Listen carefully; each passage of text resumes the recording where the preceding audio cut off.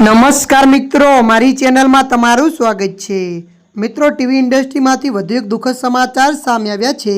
Famous serial Tarak Mehta કા ઉલ્ટા ચશ્મામાં કામ કરનારા અભિનેતાએ પણ દુનિયાને અલવિદા કહી દીધું છે। મળતી માહિતી મુજબ લલિત મનચંદા ઉત્તર પ્રદેશના મેરઠમાં તેમના ઘરે મૃત હાલતમાં મળી આવ્યા હતા।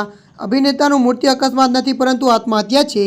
અભિનેતાએ લગભગ 6 મહિના પહેલાં મુંબઈ છોડી દીધું હતું, જે બાદ તેને મેરઠ સ્થિત પોતાના ઘરે જવાનું નક્કી કર્યું। તે મેરઠમાં તેના ભાઈ સંજય મનચંદાના ઘરે ફાંસીથી લટકતી હાલતમાં મળી આવ્યો છે।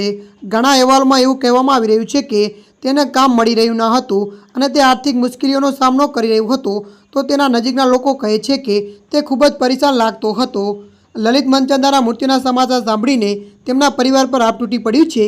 અભિનેતાના પરિવારમાં તેની પત્ની તરુણ મનચંદા, 18 વર્ષીય પુત્ર ઉજ્જવલ મનચંદા અને પુત્રી શ્રેયા મનચંદા છે। પરિવાર પાસેથી મળી રહેલી માહિતી મુજબ રવિવારે રાત્રે તે સૂવા માટે પોતાના રૂમમાં ગયા હતા। સોમવારે સવારે જ્યારે તેમના પરિવારના સભ્યોએ તેને ચા માટે જગાડવા માટે આવ્યા ત્યારે તેમની બોડી ફાંસીથી લટકતી મળી આવી હતી। ત્યારે મિત્રો, હાલ માટે આટલું। મળીશું નવી અપડેટ સાથે। જો તમને અમારો વિડીયો પસંદ આવે, લાઇક, શેર અને સબસ્ક્રાઈબ કરી નાખજો। ધન્યવાદ।